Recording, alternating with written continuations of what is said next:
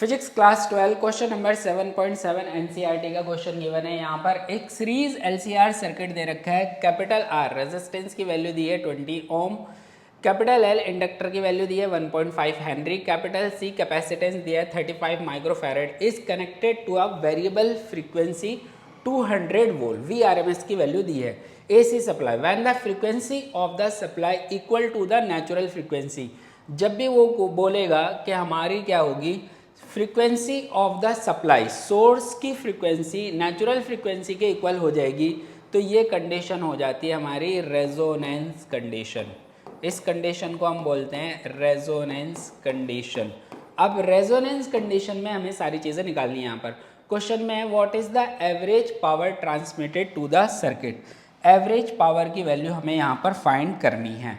तो सबसे पहले हम गिवन डेटा लिख लेते हैं। गिवन क्या क्या दिया है, कैपिटल आर रेजिस्टेंस की वैल्यू दी है 20 ओम और capital L is equal to दिया है 1.5 हेनरी और capital C is equal to 35 microfarad, micro हटाएंगे तो 35 into 10 to the power -6 farad आ जाएगा। यहाँ पर वी आर एम एस दे रखा है, ये V R M S is equal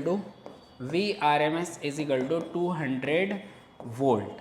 अब वो बोल रहा है यहाँ पर frequency of the supply is equal to natural frequency, तो ये कौन सी कंडीशन है हमारी, रेजोनेंस कंडीशन हो रही है। तो यहाँ पर जो भी निकालना है हमें किस पे निकालना है, एट रेजोनेंस कंडीशन। अब रेजोनेंस कंडीशन क्या होती है पहले देख लेते हैं, निकालना क्या है। वो यहाँ पर पूछ रहे हैं एवरेज पावर, तो एवरेज पावर का फॉर्मूला होता है P average is equal to V R M S into I R M S into cos 5, formula हमारा ये होता है। अब यहाँ पर हम देखते हैं रेजोनेंस कंडीशन क्या होती है। तो रेजोनेंस कंडीशन में हमारे को पता होता है कि एक्सएल इज इक्वल टू किसके होता है, एक्सी के इक्वल होता है। और यहाँ पर जो Z होता है, Z इम्पिडेंस Z क्या होगा हमारा मिनिमम, जो कि किसके इक्वल होगा, R के इक्वल होगा, मिनिमम इम्पिडेंस। और ये हमारा प्योरली रेजिस्टिव सर्किट होता है। ये कैसा, purely resistive circuit, purely resistive circuit. तो सबसे पहले हम क्या करते हैं, यहाँ पर वी आर एम एस हमें गिवन है, आई आर एम एस निकाल लेते हैं। तो आई आर एम एस कितना आएगा, यहाँ पर आई आर एम एस आएगा हमारा V R M S upon में कितना जेड।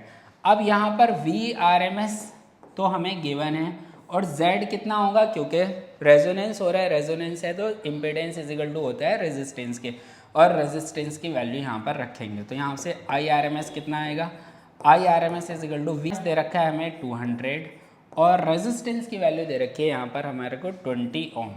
तो 20 से 200 को डिवाइड करेंगे तो यहाँ से I R M S is equal to हमारा आ जाएगा 10 एम्पेयर। अब यहाँ पर हमें बचा पावर फैक्टर।